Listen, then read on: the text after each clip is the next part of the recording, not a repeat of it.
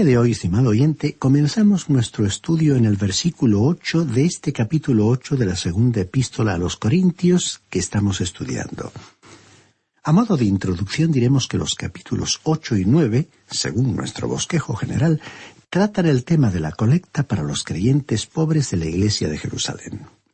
Desde el capítulo 8, versículos 1 al 6, hemos considerado una sección titulada El ejemplo del dar cristiano.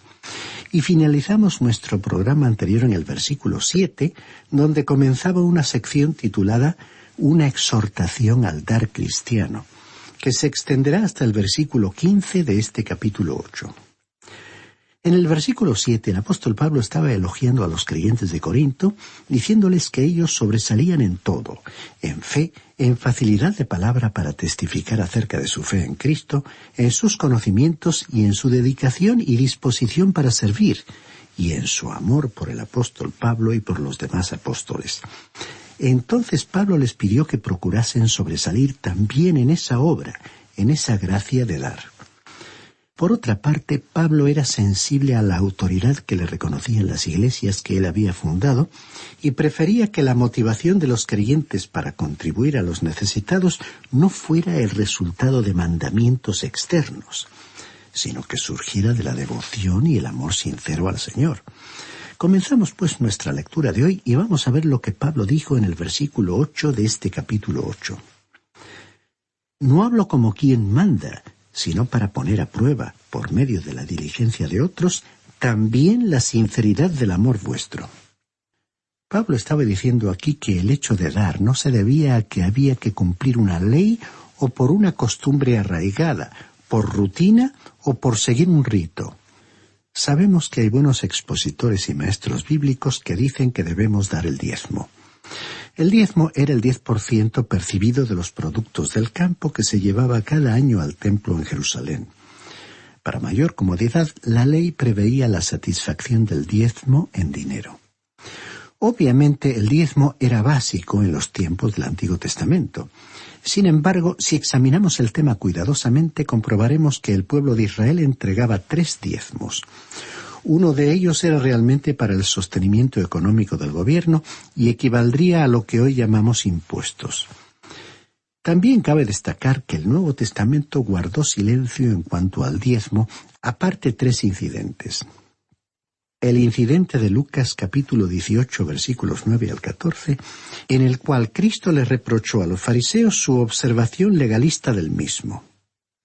El segundo incidente fue el reproche de Jesús a los escribas y fariseos en el Evangelio de Mateo, capítulo 23, versículo 23, por colocarlo por encima del amor y la justicia de Dios. Y la cita final se refiere al incidente en el cual Abraham entregó los diezmos a Melquisedec, rey de Salem. Es por eso que creemos que el apóstol Pablo no consideró al diezmo como la base de lo que los cristianos debían dar.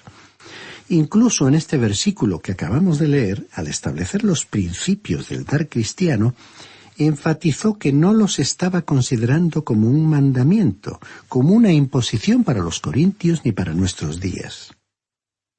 Pablo expuso las razones por las cuales les estaba pidiendo que contribuyeran con sus ofrendas o donaciones. Él dijo que quería poner a prueba por medio de la dedicación de otros, refiriéndose al ejemplo de los macedonios, la sinceridad del amor de los corintios. Y continúa siendo cierto también hoy, que la prueba del amor de un creyente a su Señor es su motivación y actitud al dar. Esta es, pues, el área más sensible de la vida cristiana, porque confronta los sentimientos y actitudes hacia Dios y los sentimientos humanos hacia nuestros bienes materiales.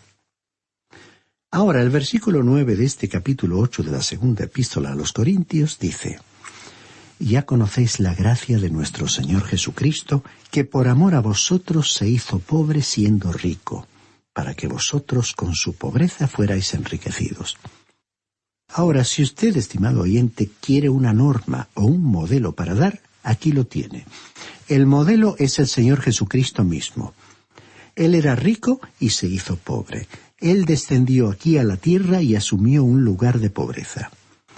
Imaginemos lo que se debe sentir al estar viviendo en el cielo, venir aquí a esta tierra, nacer en un lugar como Belén, vivir en Nazaret, morir en una cruz fuera de los muros de la ciudad de Jerusalén y luego ser sepultado en la oscuridad de esa tumba.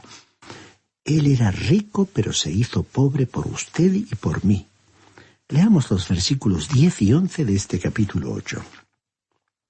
En esto doy mi consejo, porque esto os conviene a vosotros, que comenzasteis antes, no solo a hacerlo, sino también a quererlo desde el año pasado. Ahora pues, llevad también a cabo el hacerlo, para que así como estuvisteis prontos a querer, también lo estéis a cumplir conforme a lo que tengáis. Esto nos indica que los corintios habían hecho una promesa y habían comenzado a contribuir para esta colecta un año antes. El consejo de Pablo era que terminasen lo que habían comenzado, cumpliendo de esa manera la promesa que habían hecho. Sin embargo, recordemos que las palabras de Pablo no constituían un mandamiento. No se nos ha ordenado que hagamos promesas. Este versículo simplemente nos dice que si hemos hecho una promesa, si nos hemos comprometido para algo concreto, debemos llevarlo a cabo. Después de todo, intentamos cumplir nuestros compromisos humanos en todos los órdenes de nuestra vida. Y en el versículo 12 se nos dijo: porque si primero está la voluntad dispuesta, será aceptado según lo que uno tiene, no según lo que no tiene. Aquí tenemos un detalle importante. Cada uno debiera dar según lo que tenga, según sus posibilidades, y tendría que hacerlo de buena voluntad. Dios no espera que alguien contribuya más allá de sus recursos. Este principio está en la misma línea de lo que Pablo había dicho en su primera carta a los Corintios, capítulo 16, versículo 2, donde dijo lo siguiente: que el primer día de la semana cada uno de vosotros aparte y guarde según haya prosperado. Siguiendo esta norma, el modelo que nos dejaron los creyentes de Macedonia y la ofrenda entregada en el templo por la viuda pobre, como vimos en nuestro programa anterior, en un sentido numérico serían fáciles de igualar, pero desde el punto de vista de la entrega y dedicación personal, tanto de los macedonios como de la viuda, esos ejemplos serían difíciles de superar. Pero escuchemos ahora lo que dijo el apóstol aquí en el versículo 13. No digo esto para que haya para otros holgura y para vosotros escasez.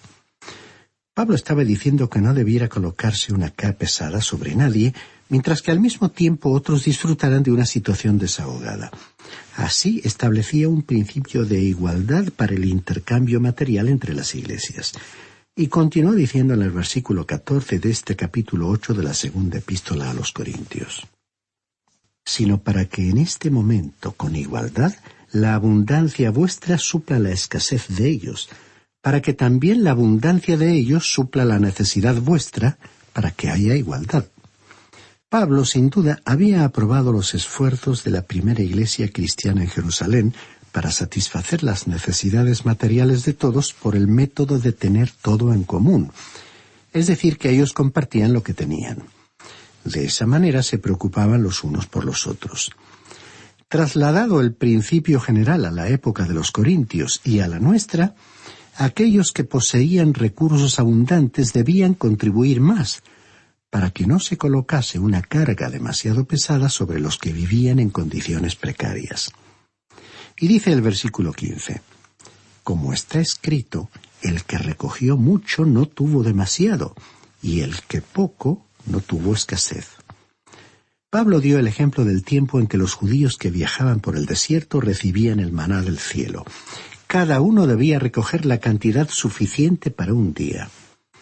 Ahora, supongamos que una mañana un hombre, al levantarse, observara que toda la tierra estaba cubierta con el maná, y entonces decidía traer varias canastas para recoger la mayor cantidad posible. Podía hacerlo así, recogiendo con codicia mucho más de lo que necesitaba. ¿Pero qué sucedía entonces? Que después que él y su familia hubieran comido la ración que necesitaban para aquel día, a la mañana siguiente descubrirían que lo que había sobrado se había echado a perder. porque Dios había dispuesto que cada uno recogiera únicamente lo necesario para la alimentación de un día y nada más. Al llegar al capítulo 9, versículo 6, nos encontraremos con la siguiente declaración: el que siembra escasamente, escasamente también segará. Y el que siembra abundantemente, abundantemente también segará. Ahora, uno de estos días usted se dará cuenta de que Dios ha comenzado a tratarlo a usted de la misma manera en que usted lo está tratando a Él, porque pensamos que Dios registra todo. Él no nos está colocando bajo la ley porque quiere que nuestro dar, nuestro contribuir, sea una obra de gracia, una pasión, un deseo de compartir. Leamos a continuación el versículo 16, que comienza un párrafo que podríamos describir como una explicación del dar cristiano. Doy gracias a Dios que puso en el corazón de Tito la misma preocupación por vosotros. Pablo estaba diciendo que había enviado a Tito para recoger las donaciones de ellos, pero Tito ya tenía la misma preocupación de Pablo por recoger una ofrenda para los creyentes pobres de Jerusalén. Es decir, que ya había concebido en su corazón esa obra de gracia. Ahora, desde el versículo 17 hasta el versículo 19, leemos lo siguiente. Pues a la verdad recibió la exhortación, pero estando también muy solícito, por su propia voluntad partió para ir a vosotros. Y enviamos juntamente con él al hermano cuya fama en el Evangelio se ha divulgado por todas las iglesias.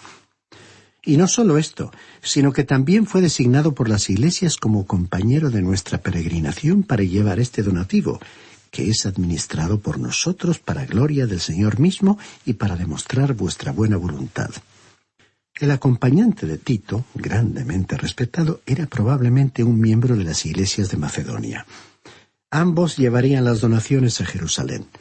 La motivación de Pablo en este esfuerzo era honrar al Señor.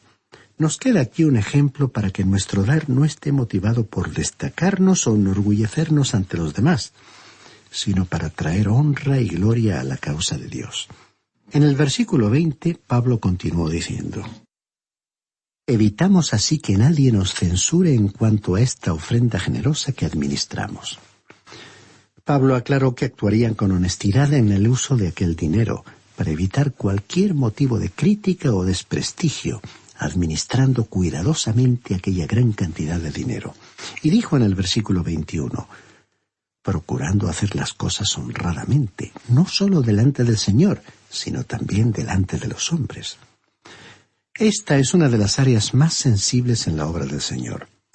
Todas las organizaciones cristianas debemos tener sumo cuidado en la administración de los fondos entregados por los cristianos, para que ellos puedan tener la certeza y la confianza de que el apoyo financiero recibido se destina a la difusión de la palabra de Dios, de acuerdo con el deseo expresado por los donantes, y de que los administran actúan con el nivel más alto posible de integridad.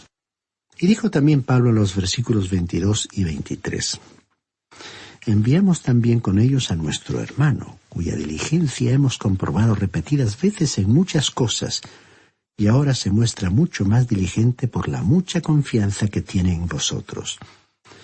En cuanto a Tito, es mi compañero y colaborador para con vosotros, y en cuanto a nuestros hermanos, son mensajeros de las iglesias y gloria de Cristo. Además del creyente mencionado en el versículo 18 y de Tito, una tercera persona fue agregada al grupo. Probablemente era también otro representante de las iglesias de Macedonia. Su presencia ayudaría a otorgar mayor seguridad y confianza al transporte y distribución de una considerable suma de dinero. Al mismo tiempo, Pablo estaba también afirmando que todos podían confiar en Tito. Y continuó diciendo en el versículo 24, mostrad pues con ellos ante las iglesias la prueba de vuestro amor y de nuestro motivo de orgullo respecto de vosotros. Pablo estaba urgiéndoles a que mostrasen una prueba de su cariño. Cuando las personas hablan en serio, hay más evidencias concretas que declaraciones de intenciones, que la expresión de tópicos o que una vana palabrería. Y las contribuciones de los corintios serían una expresión tangible de su amor cristiano. Llegamos así al capítulo 9 de la segunda carta a los Corintios, versículos 1 al 5. El tema continúa siendo el mismo, o sea, la colecta para los creyentes pobres de la iglesia en Jerusalén. En el capítulo 8 vimos la obra de gracia del dar, y ahora tenemos aquí una exposición de lo que es el dar cristiano. Desde las primeras palabras de este capítulo es evidente el gran interés de Pablo porque los corintios completaran el proyecto de contribución económica que habían ansiosamente iniciado. Él no había considerado necesario escribir acerca de la necesidad de enviar ayuda a los creyentes de Jerusalén, porque los corintios habían acordado con verdadero entusiasmo implicarse en este servicio social. El interés de ellos había sido divulgado por Pablo entre los macedonios el año anterior, quienes a su vez se habían sentido estimulados. La diferencia entre los macedonios y los corintios estribaba en su diligencia y prontitud por llevar a cabo el proyecto hasta su finalización. Más lentos en sus comienzos, los macedonios terminaron rápidamente. En cambio, los corintios, con su espíritu dispuesto, necesitaron ayuda para disciplinar su naturaleza humana, que era más inconstante. Leamos los versículos 1 al 4 que continúan con la explicación del dar cristiano. En cuanto a la ayuda para los santos, es por demás que yo os escriba, pues conozco vuestra buena voluntad, de la cual yo me glorío entre los de Macedonia, pues les he dicho que Acaya está preparada desde el año pasado, y vuestra diligencia ha estimulado a la mayoría. Pero he enviado a los hermanos para que nuestro motivo de orgullo respecto de vosotros no sea vano en esta parte, para que, como lo he dicho, estéis preparados. No sea que si van conmigo algunos macedonios y os hayan desprevenidos, nos avergoncemos nosotros, por no decir vosotros, de esta nuestra confianza. Pablo les dijo que se sentiría muy avergonzado si llegase allí, habiéndose enorgullecido de ellos ante otras personas, y descubriese que no hubieran contribuido a ese proyecto de recaudación de fondos. Una forma generosa de dar es una prueba del amor al Señor y de la dedicación, no solo de un cristiano, sino también de una iglesia. Es como un termómetro que registra la temperatura espiritual. Recapitulando la situación, diremos que los creyentes de Corinto habían hecho una promesa de que contribuirían en alguna medida al alivio de la situación de precariedad que sufrían los creyentes de Jerusalén. En este sentido, toda promesa que se haga, tanto de hacer como de dar algo, debe considerarse como hecha entre esa persona y el Señor. Se cuenta de cierto hombre hace muchos años que era muy rico. Alguien le preguntó: ¿cómo es que usted se ha hecho tan rico cuando que da tan generosamente para la obra del Señor? Bueno, dijo él, cuando el Señor echa una palada hacia adentro, yo echo otra hacia afuera, y Dios tiene la pala más grande. Bien, finalmente por hoy leamos ahora el versículo 5 de este capítulo 9 de la segunda epístola a los Corintios. Dijo el apóstol Pablo: Por tanto, consideré necesario exhortar a los hermanos que fueran primero a vosotros y prepararan de antemano vuestra generosa ofrenda antes prometida, para que la misma esté lista como muestra de generosidad y no como de exigencia nuestra. O sea que Pablo estaba seguro de que la ofrenda de esta iglesia iba a ser una contribución generosa, la cual era una evidencia de la gracia de Dios actuando en los corazones de los creyentes. Y esa es la forma en que Dios quiere que nosotros demos en el día de hoy. Queremos finalizar hoy leyendo las siguientes palabras del pasaje de la segunda carta a los Corintios, capítulo 8, versículo 9, que leímos al principio de nuestra sesión y que ahora repetimos leyéndola de una versión diferente. Porque conocéis la gracia de nuestro Señor Jesucristo, que siendo rico, sin embargo, por amor a vosotros, se hizo pobre, para que vosotros, por medio de su pobreza, llegarais a ser ricos. Pocas declaraciones bíblicas superan a este versículo como un resumen conciso y expresivo del Evangelio. Del esplendor del cielo, Cristo vino a una tierra contaminada por las peores consecuencias del pecado y la maldad humanas. La encarnación del Hijo de Dios constituyó una renuncia incomprensible a la gloria material y espiritual. La encarnación del Hijo de Dios constituyó una renuncia incomprensible a la gloria. Aquel que lo tenía todo se hizo pobre, asumiendo ante Dios la deuda del pecado y pagándola con su vida. Los corintios se beneficiaron directamente de su generosidad. Al venir a este mundo, Él se convirtió en lo que ellos eran, para que ellos pudieran llegar a ser lo que Él era y es, como resucitado de los muertos y ocupando su lugar en el cielo. Y no solo los corintios, sino todo aquel que en Él crea y le acepte como su Salvador puede recibir, por la gracia de Dios, la vida eterna y las riquezas espirituales aquí en la tierra y las riquezas eternas después de la muerte. Esa es, estimado oyente, la invitación del mensaje del Evangelio. Es un mensaje de buenas noticias. Es una buena noticia para usted. ¿Qué hará con ella? De la vida. Nuestro pasaje bíblico de hoy se encuentra en la segunda carta de San Pablo a los Corintios, desde el capítulo 9, versículo 6, hasta el capítulo 10, versículo 4. Finalizamos en nuestro programa anterior en el versículo 5 de este capítulo 9, bajo el tema general de la colecta para los creyentes pobres de Jerusalén, que abarca los capítulos 8 y 9. Habíamos considerado el ejemplo del dar cristiano, en el capítulo 8, versículos 1 al 6, la exhortación al dar cristiano, en el capítulo 8, versículos 7 al 15, y la explicación del dar cristiano, capítulo 8, versículo 16, hasta el capítulo 9, versículo 5. El párrafo que nos corresponde iniciar hoy se titula El estímulo para el dar cristiano, que abarca desde el versículo 6 al 15, es decir, el resto del capítulo 9. Pablo les dijo que se sentiría muy avergonzado si llegase allí, habiéndose enorgullecido de ellos ante otras personas, y descubriese que no hubieran contribuido a ese proyecto de recaudación de fondos. Una forma generosa de dar es una prueba del amor al Señor y de la dedicación, no solo de un cristiano, sino también de una iglesia. Es como un termómetro que registra la temperatura espiritual. Recapitulando la situación, diremos que los creyentes de Corinto habían hecho una promesa de que contribuirían en alguna medida al alivio de la situación de precariedad que sufrían los creyentes de Jerusalén. En este sentido, toda promesa que se haga, tanto de hacer como de dar algo, debe considerarse como hecha entre esa persona y el Señor. En el versículo 5, el apóstol Pablo les dijo a los corintios que le había parecido necesario enviar a ciertos hermanos que se adelantaran y les ayudaran a completar la colecta que habían prometido. De esa manera, la colecta estaría dispuesta como una muestra de generosidad y no como una muestra de tacañería. O sea que Pablo estaba seguro que la ofrenda de esa iglesia iba a ser una contribución generosa, la cual era una evidencia de la gracia de Dios actuando en los corazones de los creyentes. Y esa es la forma en que Dios quiere que nosotros demos en el día de hoy. Vamos pues a comenzar con nuestro estudio de hoy con el versículo 6 de este capítulo 9 de la segunda carta a los Corintios, que inicia el párrafo titulado El estímulo para el dar cristiano. Pero esto digo, el que siembra escasamente también segará escasamente, y el que siembra generosamente, generosamente también segará. Cuando Pablo había estado hablando con los ancianos de Éfeso, les recordó este mismo principio.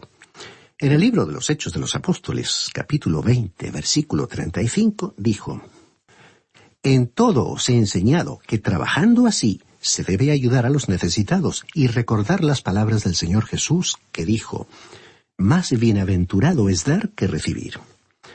Aparentemente la frase «más bienaventurado es dar que recibir» fue una expresión que el Señor Jesús usó constantemente, y aunque ésta se ha convertido en una frase que se cita con frecuencia, la verdad es que se practica muy poco. Bienaventurado realmente significa feliz. Es que le hará a usted más feliz el dar que el recibir. ¿Cómo le afecta a usted el dar? Aquí tenemos una prueba decisiva para usted y para mí. ¿Sembramos escasamente? ¿Contribuimos de esa forma? Supongamos que un agricultor sembrara una cantidad de grano en una parcela de tierra y recogiera una cosecha abundante.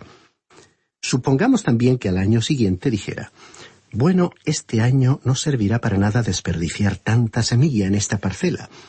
Me ahorraré semilla sembrando solo la mitad. Cualquier agricultor sabe que recogerá entonces una cosecha muy pequeña. El principio es que el que siembre poco, poco cosechará, y el que siembre mucho, cosechará abundantemente. Y pensamos que una de las razones por la cual muchos de nosotros carecemos de muchas cosas en el día de hoy es porque somos muy mezquinos cuando estamos tratando con el Señor. Luego Pablo continuó diciendo en el versículo 7 de este capítulo 9 de la segunda epístola a los Corintios: Cada uno dé como propuso en su corazón, no con tristeza ni por obligación, porque Dios ama al dador alegre. Lo que usted sienta en lo profundo de su corazón que debe dar, eso es precisamente lo que debería dar, no de mala gana. Dios no quiere que nadie dé algo con tristeza o resignación. Dios no desea recibir nada que usted preferiría guardar para sí mismo. En otras palabras, si usted dice: bueno, yo tengo un cargo oficial en la iglesia y tengo la responsabilidad de dar, o me siento responsable de dar por ser miembro de esta iglesia. Es cierto que la iglesia quizás le diga que como miembro de la misma usted tiene que colaborar en los gastos, pero Dios no dice eso, sino que si usted va a contribuir con esa actitud de resignación, Él no solo no desea recibir esa ofrenda, sino que creemos que tampoco la va a utilizar. Y no solo no desea Dios que usted dé con tristeza, tampoco quiere que usted se sienta obligado a hacerlo. Él prefiere que usted no contribuya en absoluto, a no ser que lo haga gustosa y alegremente. Algunos dicen: bueno, será mejor que entregue mi ofrenda porque todos los demás lo están haciendo y quedará mal que yo no dé algo. Esto es también dar por obligación, y Dios no desea que alguien dé con esa motivación. Dice aquí que Dios ama al dador alegre. Usted se puede dar cuenta de que la parte más feliz de una reunión es esa. En muchas iglesias, cuando se ha terminado de reunir la ofrenda, todos se levantan y cantan un himno de alabanza. Y si usted no es un dador alegre, estimado oyente, Dios dice que mejor es que no dé. Ahora, en el versículo 8 de este capítulo 9 de la segunda epístola a los Corintios, el apóstol dijo: Y poderoso es Dios para hacer que abunde en vosotros toda gracia, a fin de que teniendo siempre en todas las cosas todo lo necesario, abundéis para toda buena obra. No conocemos a nadie que se haya arruinado por haber dado demasiado a la obra del Señor. Quizás haya personas así, pero no hemos conocido a ninguna en realidad. Por el contrario, Dios lo va a bendecir. Y no creemos que todas las bendiciones de Dios sean siempre materiales.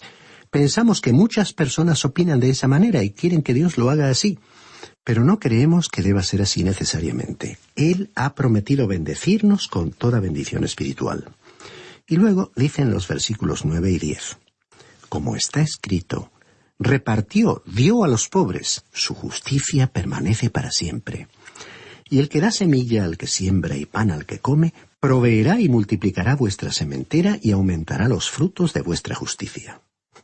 Esta es una cita del Salmo 112, en el cual se considera feliz al que teme al Señor y ayuda generosamente a los pobres. En otras palabras, Dios es quien quiere que hagamos eso porque Él es un Dios justo. Creemos que esta porción de las Escrituras es una gran sección que nos debería enseñar a nosotros en la Iglesia que debemos tener cuidado de aquellos necesitados que se encuentran a nuestro alrededor. Debemos compartir con aquellos que no tienen tanto como nosotros. Y creemos que hay muchos creyentes que tienen un don especial, el de la hospitalidad. Podemos decir de paso que ese es un buen don. Conocemos a varias personas que tienen una cierta manera de abrir sus hogares, de hacer que la gente que les visita se sienta realmente cómoda y bienvenida. Es una forma maravillosa de dar testimonio de la fe en Cristo, pero también es una manera de estar cerca de las personas que se sienten solitarias y que ansían disfrutar de un compañerismo auténtico. ¡Qué oportunidad incomparable para poder ayudar así a los que tienen grandes necesidades físicas, afectivas y espirituales! Por tales motivos, Pablo nos presentó la ilustración del agricultor a quien no le importa esparcir una cantidad de semilla, porque cree que recogerá una cosecha abundante. Es Dios quien multiplica la semilla del sembrador, y es Dios, estimado oyente, quien multiplicará todo lo que usted haga para Él. Así que téngalo en cuenta cuando contribuya para la obra del Señor. Luego dijo Pablo en los versículos 11 y 12 de este capítulo 9. Para que seáis ricos en todo para toda generosidad, la cual produce por medio de nosotros acción de gracias a Dios, porque la entrega de este servicio no solamente suple lo que a los santos falta, sino que también abunda en muchas acciones de gracias a Dios. Podemos apreciar aquí que esta forma de dar hará que mucha gente le dé gracias a Dios por usted, y Dios recibirá entonces la alabanza, la honra y la gloria. Ahora, el versículo 13 dice: ellos, por la experiencia de este servicio, glorifican a Dios por la obediencia que profesáis al Evangelio de Cristo, y por la generosidad de vuestra contribución para ellos y para todos. Hay quienes agradecen y dan gracias a Dios por usted. ¿Cuántos misioneros en la obra del Señor le están dando gracias a Dios por usted, estimado oyente? Pablo estaba aludiendo a ese sentimiento de gratitud de quienes habían recibido una ayuda generosa. Ahora, el versículo 14 de este capítulo 9 de la segunda epístola a los Corintios dice: de igual modo, en su oración a favor de vosotros, os aman a causa de la superabundante gracia de Dios en vosotros.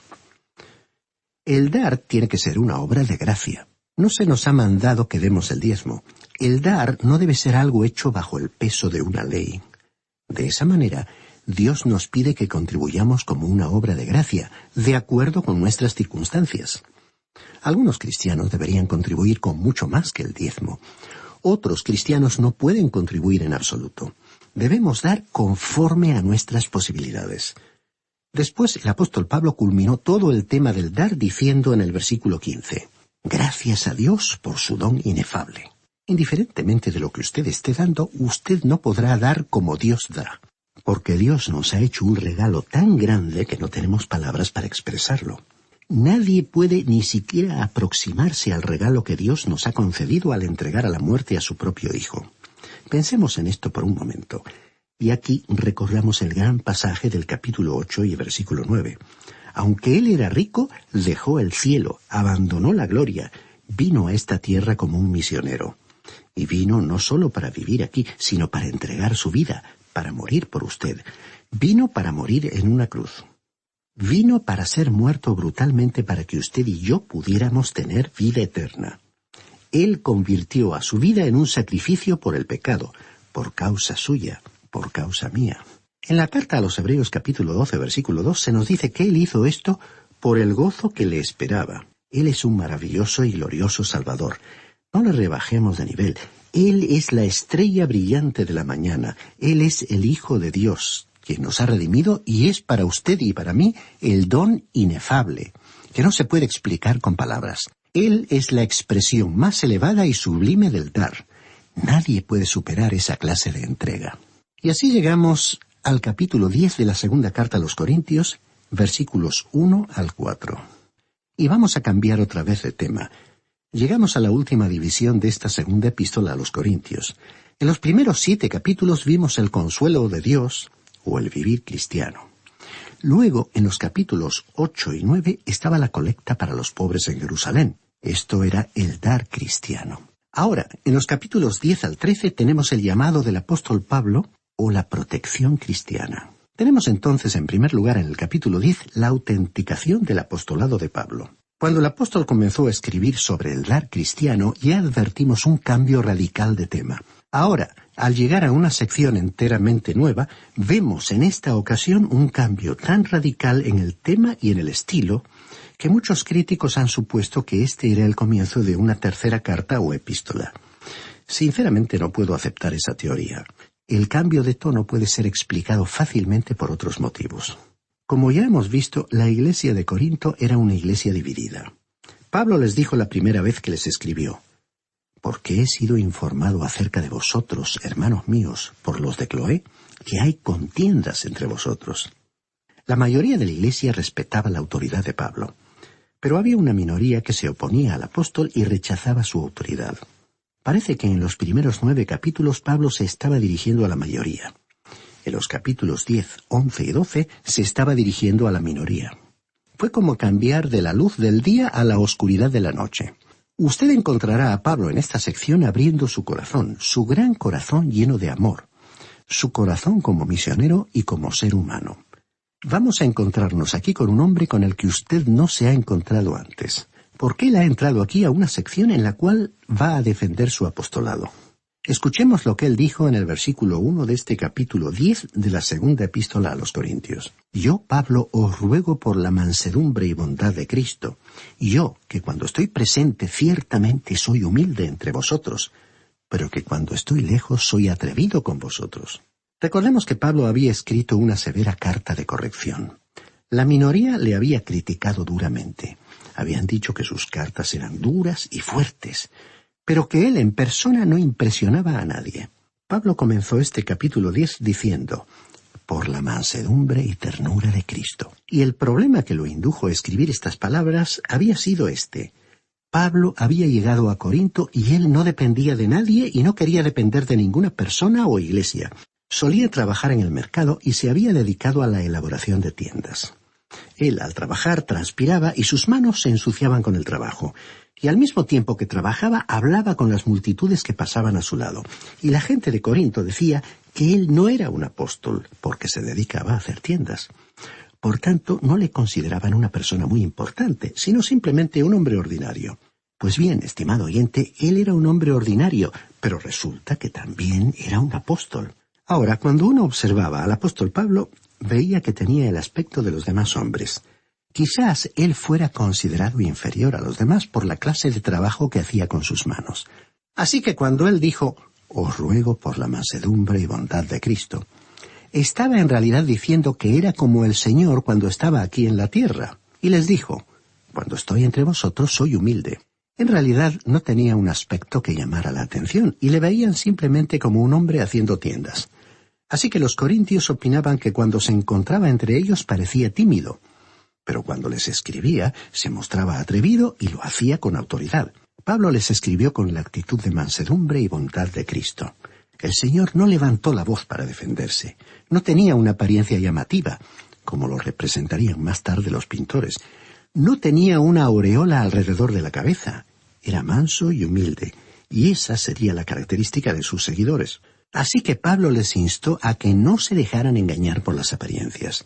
Él tenía la autoridad de un apóstol, tenía una misión divina y habló con esa autoridad. Era consciente de la realidad del poder sobrenatural y lo ejercitó, y les rogó que no le obligaran a ejercer su autoridad, porque a él le agradaría presentarse ante ellos con mansedumbre y delicadeza. Por eso les pidió que le evaluaran en términos humanos. Continuemos leyendo el versículo 2 de este capítulo 10. Os ruego pues que cuando esté presente no tenga que usar de aquel atrevimiento con que estoy dispuesto a proceder resueltamente contra algunos que opinan que vivimos según criterios meramente humanos. Pablo les decía que no debían pensar de él de esa manera porque se dedicara a fabricar tiendas, y su aspecto físico y su indumentaria eran los de alguien que realizaba un trabajo físico. Esa era la manera en que ellos le evaluaban a él. Y luego dijo en el versículo 3, aunque andamos en la carne, no militamos según la carne. Otra versión lo traduce de esta manera: pues aunque vivimos en el mundo, no libramos batallas como lo hace el mundo. La palabra carne aquí viene de la palabra griega sarx, y que se utiliza en tres maneras diferentes. Puede hablar del cuerpo, es decir, el cuerpo físico que nosotros tenemos, la carne que cubre nuestros huesos. O también puede hablar de debilidad, refiriéndose a aquello que es psicológico. También se puede referir a la naturaleza corrupta que nosotros tenemos, una naturaleza caída, y que nos habla de la parte espiritual. Así es que se puede usar en sentido físico, psicológico y espiritual. Pablo utilizó la palabra carne en los tres sentidos mencionados, pero con más frecuencia en el sentido de la naturaleza adámica, la naturaleza caída. Pablo pudo decir en su carta a los Romanos, capítulo 7, versículo 18, «Y yo sé que en mí, esto es mi carne, no mora el bien». Esa es la vieja naturaleza corrupta que heredamos en Adán. Y creemos que el apóstol usó aquí la palabra carne en el sentido espiritual. Creemos que en este versículo 3, cuando dijo, aunque andamos en la carne, no militamos según la carne, él estaba usando la palabra carne en el sentido psicológico. Al decir que andaba en la carne, se estaba refiriendo a su debilidad. No creemos que él llegara a Corinto con esa energía. Su guerra era una guerra espiritual. En su carta a los Efesios, capítulo 6, versículo 12, escribió, «Porque nuestra lucha no es contra sangre y carne, es decir, contra seres humanos, sino contra principados, contra potestades, contra los poderes de este mundo de tinieblas, contra las huestes espirituales de maldad en las regiones celestes». Él no fue como un hombre común y ordinario dependiente de los principios naturales. Pablo no estaba utilizando medios mundanos de propaganda. Él no estaba utilizando métodos de propaganda y organización en un esfuerzo humano y utilizando energía humana. Eso no quiere decir que no hay momentos en los que no haya que usarlos. Estamos simplemente diciendo que él no los usó. Él no era una de esas personas que usan frases típicas del lenguaje cristiano y que se elevan a las alturas de un lenguaje elocuente para expresar sus pensamientos. Él no fue a Corinto como alguien implicado en una campaña contra Nerón o contra César. Pablo no fue a Corinto a limpiar la ciudad. Tampoco llegó por causa de una invitación de los cristianos para tener una serie de conferencias. Él había escrito en la primera carta a los Corintios, capítulo 2, versículo 2, «Me propuse no saber entre vosotros cosa alguna sino a Jesucristo, y a éste crucificado». Pablo tenía una gran perspectiva del campo de batalla en su totalidad. Había que obtener el cielo y desechar al infierno. Él estaba implicado en una contienda que era espiritual, y como tal requería armas espirituales. Por ello dijo en el versículo 4, «Porque las armas de nuestra milicia no son carnales, es decir, no son del mundo, sino poderosas en Dios para la destrucción de fortalezas». Este versículo es una especie de paréntesis, y aquí ni siquiera enumeró cuáles eran esas armas. Una guerra espiritual implica que tenemos un enemigo que es espiritual, y un enemigo espiritual requiere armas espirituales. Nuestro enemigo no es de la carne. Se nos dice que tenemos algunas armas que son poderosas, es decir, muy efectivas. ¿Podremos identificarlas? Nuestra primera arma es la palabra de Dios. Necesitamos tener confianza en la palabra de Dios. La Biblia la llama la espada del Espíritu. Y se nos dice aquí que estas son destructivas, son útiles para refutar argumentos. Pablo pudo entrar en Corinto, baluarte de la filosofía y la religión, con el arma de la palabra de Dios. Esa fue precisamente el arma que él usó. En la carta a los Efesios, capítulo 6, versículo 17, él también escribió, «Tomad también el yelmo de la salvación y la espada del Espíritu, que es la palabra de Dios». Pablo desenvainó su espada, dependió de esa hoja desnuda y dijo, «El Evangelio es el poder de Dios para salvación a todo aquel que cree». La segunda arma es la presencia del Espíritu Santo. Pablo reconoció su propia debilidad humana. Él sabía que había sido sellado por el Espíritu Santo y que podía actuar siendo reforzado por el poder del Espíritu Santo. También tenemos otra arma, la oración. Reconocemos que se dice poco sobre la oración en cualquiera de estas dos cartas a los Corintios. Sin embargo, Pablo verdaderamente creía en la oración. En su carta a los Efesios, capítulo 6, versículo 18, la mencionó como una de las armas ofensivas cuando dijo, «Orad en todo tiempo con toda oración y súplica en el Espíritu, y velad en ello con toda perseverancia y súplica por todos los santos». Estimado oyente, estas armas espirituales están a disposición de todos los hijos de Dios. Conscientes de que constituyen el único medio para resistir los ataques del mundo espiritual, le invitamos a iniciar esa relación con Dios por la obra de Cristo en la cruz, donde se libró la gran batalla, donde Él venció, proclamando su victoria con su resurrección. Usted podrá hoy mismo hacer realidad esa victoria en su vida y en la vida eterna.